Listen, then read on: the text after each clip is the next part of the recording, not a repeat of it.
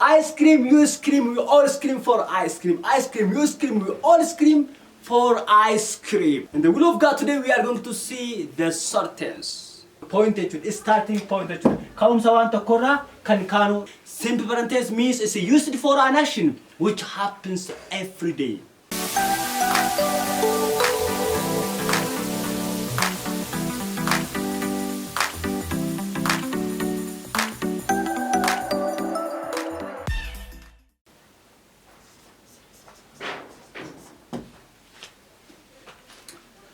Hello ladies and gentlemen, welcome back to our YouTube channel AKU English with Oromic. I'm Aku from School of American English. Today we came up within a grammar class. That's about what? Tense. Tense means simply is what? It's time. From tense, just today we are going to see the third tense. In the last 2 months we have seen about 2 tenses. In the will of God today we are going to see the short tense. But before that, just I want to say to you, or I want to refresh your mind is by saying a very useful and attractive tongue twister. Kabimtoota daawwattoota channel AKU English with Oromic guyyaadha barumsa afaan grammar yookaan immoo afaan seer lugaatii walitti deemnee jira. Barumsa keenya kan asin dura dabre keessatti grammar tense lama barannee jirra. Hadda immoo tense sadaffaa. It is about present perfect tense. Present perfect tense maal akka ta'e walumaa ilaalla jechuudha. Achi dura garuu immoo namoonni channel keenyaaf haaraa taatan subscribe godhaa. Namoonni channel keenya immoo maamila taatan channel keenya akkuma qara daawwatanitti daawwadhaa comment keessan ilaalaa jirraan hojjebeessartan baay'ee galatoomaa. Thank you a million, a bunch, 1,000. Okay. Thank you so much. Jalqabarratti sin jechuu barbaadu hadda immoo very bareegattee jechuudha. Innis akkam jira. I scream, you scream, we all scream for ice cream jechuudha. I scream, you scream, we all scream for ice cream. I scream, you scream, we all scream for ice cream. I scream, you scream, we all scream for ice cream. Ice cream, you scream, we all scream what? For what? For ice cream. Ice cream, you scream, we scream for ice cream. Come to daawwattoota keenya barreeffama kana comment jalatti barreessuu yaala jechuudha. Kallattimaan gara barumsa keenyaa. Let's jump over it. Now, what is present perfect tense? Present perfect tense maal jechuudha? Let's define. Here is a definition on the blackboard. Kanaaf definition isaa maal jechuudha? Kana duratti mee tense lamaan as dura baran define qofa isin godhee structure isin mee tense kana dabara jechuudha. Tense qofa yeroo barannu tense qofa maal it is simple present tense. What is simple present tense? Let me remind you. Simple present tense means it's used for an action which happens every day. So the definition is structure is maal? Subject plus verb 1 plus object jechuudha. Tense lamaan more it is about present continuous tense. What is present continuous tense? Present continuous tense means it's used for an action which happening at the time of speaking or at this moment. Structure subject plus verb to be is are plus verb 1 plus ing form is plus object is the structure of present continuous tense. Kunin lamin definition fi structure jechuudha. Maaliif ennaan yeroo hunda yoo waa'ee tense yoo barattan definition isaatii fi structure isaa isin dura beekuun dirqama jechuudha. Okay, mee definition tense kana ilaallu. Definition isaa akkam jedha? What is present perfect tense? Present perfect tense means it's a used for an action which has just recently completed. This is the definition of this tense. What's the structure of this tense? Means simply it is subject plus has or verb to be has or have plus verb 3 or past participle plus object. Kabimtoota daawwattoota channel AKU English with Oromic. Definition in tense kana maalu? Tense kun define yeroo godhamu it is used ni fayyadamna jechuudha for an action gocha which ammoo has just recently completed. Gocha yeroo gabaabaa dura xumurame jechuudha. Tense kun faayidaa baay'ee qaba. But we can't know the exact time. Garuu immoo yeroo isaa kan xumurame exactly beekuu hin dandeenye jechuudha. We don't care about the time that is. Tense kun faayidaa baay'ee qaba. Usisiisa amma ilaala jechuudha kana booda jechuudha. Kanaaf tensi kuni gocha yeroo gabaabaa dura xumuramenne yeroo baay'ee parentii keessatti kan xumuramenne kan laalu ta'a jechuudha. Structure isaa formula isaa immoo subject plus had or have plus verb 3 or past participle plus object jechuudha.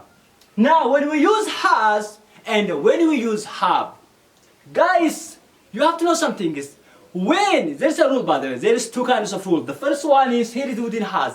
When our subjects are third person singular. When what? When our subjects are third person singular, we use had within our subjects.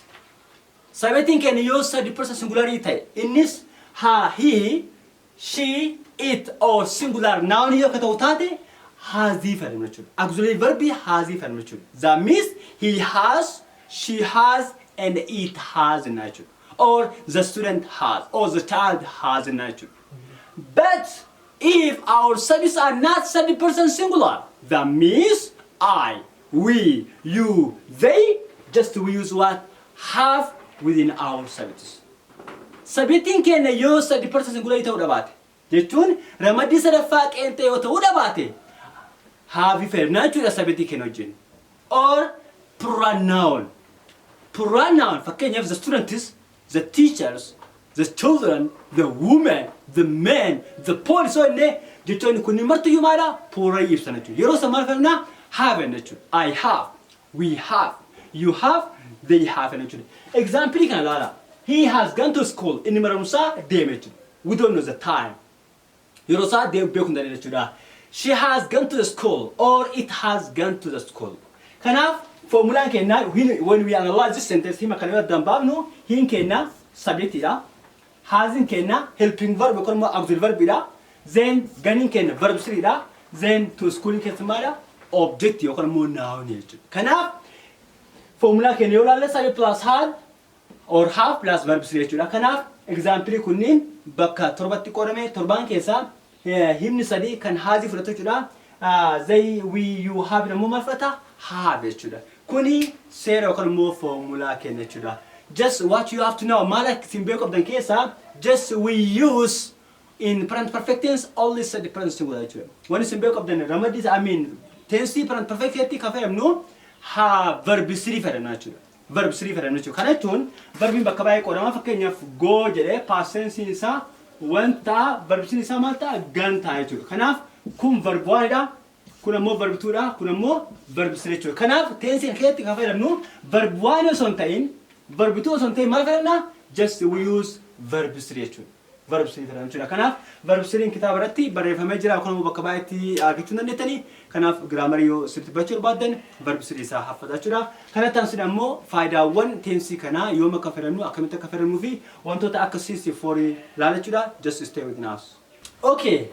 Kabajamtoota daawwattoota channel AKU ENGLISH WITH OROMIC kan amma ilaalammoo uses.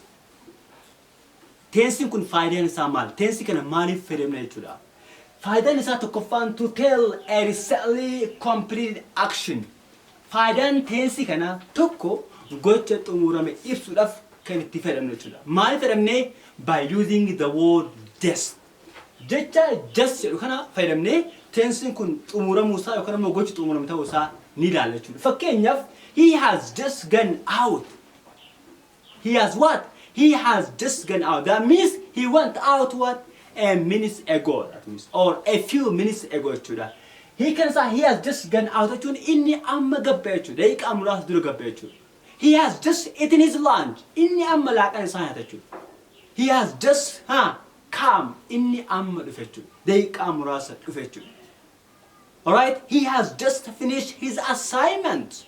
Or he has just finished his exam. Qormaata isaa yookaan immoo assignment isaa amma kana xumuru yoo jenne yeroo san yoo beekuu dhabanne jecha just kana fayyadamna jechuudha. When we put the word just kana eessa kenna? Just we put the word just already never ever between auxiliary verbs in the third person.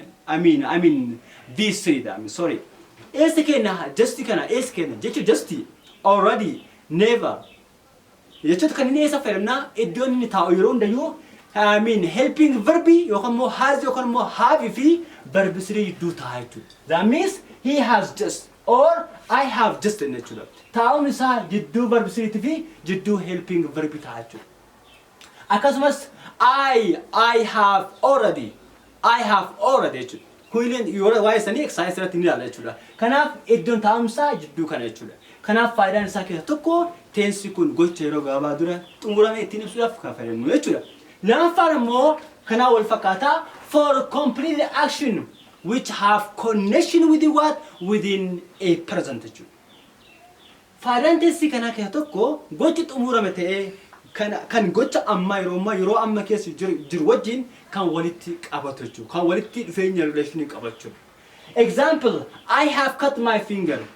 Fakkeenyaaf namni tokko yoo quba of mure muruusaa beekamaadha. Yeroo of mure kana yoo of mure yoo fakkeenyaaf diqqoo ture daqiiqaa muraasa ture yookaan immoo kalee ta'uu danda'a yoo of mure amma immoo dhiinee jiraatu waan arginuuf jechi kun amma xumuramuu dandeenya jechuudha. Kanaaf for complete action which have connection within what within the present jechuudha. Example, I have cut my finger and harki of jechuudha. Meaning that the sore is not cured or it is still what bleeding jechuudha. Kanaaf harki muramuusaa beekamaadha. Harki yeroo gabaabaa dura murame dhiinee jira waan ta'eef hagamma hin fayyine waan ta'eef gochi kunillee xumurame garuu immoo xumuramuusaa yookaan immoo gochi kun raawwatamuusaa mallattoon arginu ni jira jechuudha. Kanaaf faayidaan teessii kanaa keessaa lammaffaan immoo yaa akkuma agartan gocha xumurame kan mallattoon isaa yeroo piraantikeetti mul'atu jechuudha. Kan biraa immoo faayidaan isaa kan akka ta'e walumaa gala jechuudha. Faayidaan teessii kanaa keessaa sadaffaan akkam jedhama. To express an action which began in the past and is still continuing up at the times of speaking. Faayidaan teessii keessaa yookaan immoo faayidaan teessii perfectii keessaa tokko kan sadaffaa akka ta'e gocha yeroo dabre jalqabame jechuudha.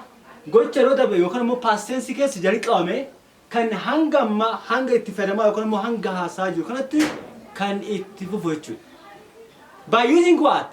In this case, just you should have to use the word since and for.